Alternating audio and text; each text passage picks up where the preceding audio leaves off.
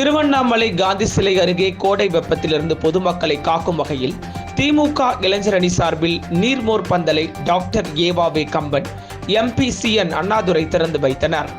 தமிழ்நாடு முதலமைச்சரும் திமுக தலைவருமான மு.க. ஸ்டாலினின் ஆணைக்கிணங்க கோடை காலத்திலிருந்து பொதுமக்களை காக்கும் வகையில் திருவண்ணாமலை தெற்கு மாவட்ட இளைஞர் அணி சார்பில் திருவண்ணாமலை நகரம் காந்தி சிலை அருகில் தண்ணீர் பந்தலை மாநில மருத்துவர் அணி துணைத் தலைவர் டாக்டர் ஏவாவே கம்பன், திருவண்ணாமலை தொகுதி நாடாளுமன்ற உறுப்பினர் CN அண்ணாதுரை பொதுமக்களின் பயன்பாட்டிற்காக நீர்மோர் பந்தல்களை திறந்து வைத்தனர்.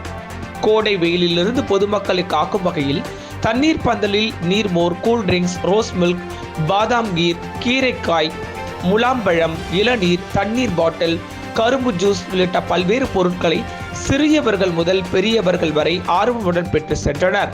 குறிப்பாக சிறியவர்கள் முதல் முதியவர்கள் வரை வாங்கிய உணவுப் பொருட்களை அங்கங்கே உண்டு ரசித்தனர். இந்த நிகழ்ச்சியில் மாவட்ட துணை செயலாளர் பிரியா விஜயரங்கன், இளைஞர் அணி துணை அமைப்பாளர்கள் சு ராஜாங்கம், கண்ணதாசன், மண்டி பிரகாஷ், பொறியாளர் அணி மாவட்ட அமைப்பாளர் ராம்காந்த் உள்ளிட்ட ஏராளமான கழக நிர்வாகிகள் கலந்து கொண்டனர்.